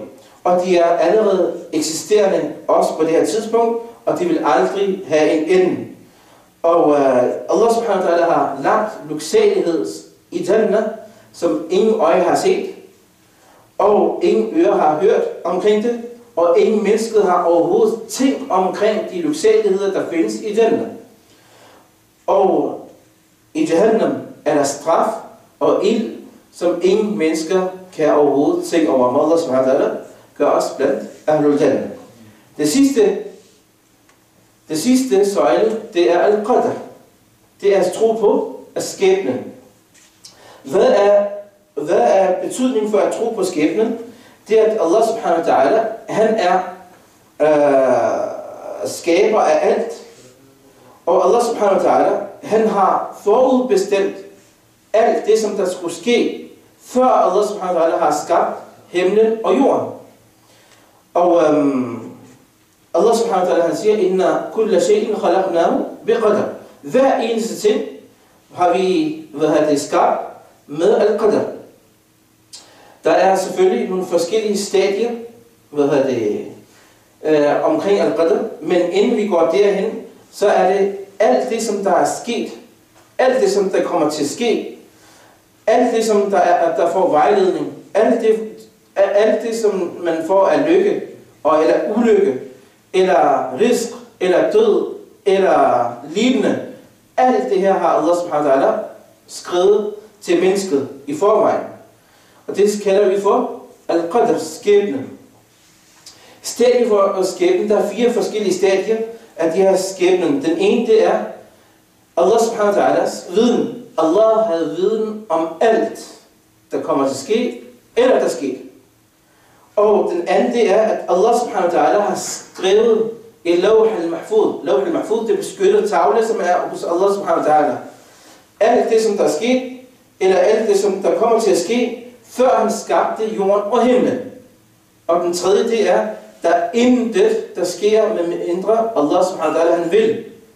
Og den fjerde, det er, at alle mennesker og alle skabninger, de er blevet skabt med Allah subhanahu wa ta'alas qadr, med Allah subhanahu wa ta'alas bestemmelse eller forudviden. Det er derfor Allah subhanahu wa ta'ala, han siger, Allahu khaliqu kulli shay, wa huwa kulli shay'in qadir. Allah, han er skaber af alt, for den har skabt alle ting. Det er gennem hans forudgåede viden. Og når vi ved omkring al-qadr, når vi har viden omkring al-qadr, så vil mennesket stræbe mere for at udføre gode gerninger og handlinger. Og ligeledes vil man ikke bare sidde ned og så sige, khalas, alt er skrevet ned, hvorfor skal jeg handle? Fordi man ved, at hvis jeg er blandt de gode mennesker, så skal jeg stræbe, så skal jeg være blandt dem, som Allah subhanahu wa ta'ala giver Jannah. Så vil man udføre flere gode gerninger og handlinger. Og med at tro på al-qadar og al-qadar, at alt kommer fra Allah, og Allah har foreskrevet mig risk, Allah har foreskrevet den anden risk, så vil man ikke have den jalousi mellem hinanden, man vil ikke have arrogance, og man vil heller ikke fortvivle omkring Allahs barmhjertighed og hans retfærdighed. Og man vil altid have tillid til Allah subhanahu wa ta'ala og vende tilbage til Allah, om man får noget, der er godt, eller man bliver ramt af noget, der er dårligt. Det her, det er de 6 søjler af iman, og at tro på Allah, tro på Allah, tro på engle, tro på bøger, profeterne, Yawm al-Qiyamah, dommedagen, og tro på skæbnen. De her 6 ting, det kalder vi for imans 6 søjler. Ens iman bliver fuldendet, hvis man tror på dem, og ens iman bliver ikke fuldendet. Man er ikke muslim, hvis man ikke tror på de her imans 6 søjler. Må Allah subhanahu wa ta'ala skænke os viden, og mere viden omkring de her ting, og styrke vores iman, og styrke vores forhold til Allah subhanahu wa ta'ala, og gøre os blandt dem, som kommer tættere på Allah, og får Jannah bi'idnillah tabarak wa ta'ala. Og sallallahu tabarak wa ta'ala ala nabiyina Muhammad, og ala alihi wa sahbihi ajma'in, og barakallahu fikum for jeres tålmodighed, og for at I har deltaget i vores kursus, lynkursus om aqida i dag, og må Allah subhanahu wa ta'ala velsigne jer, og må Allah subhanahu wa ta'ala belønne jer. فعل التطوع غير لا جاب صدق إحساس واحنا نحب الخير ونقدم على الناس نحب الخير ونقدم على الناس يبقى التطوع غير لا جاب صدق إحساس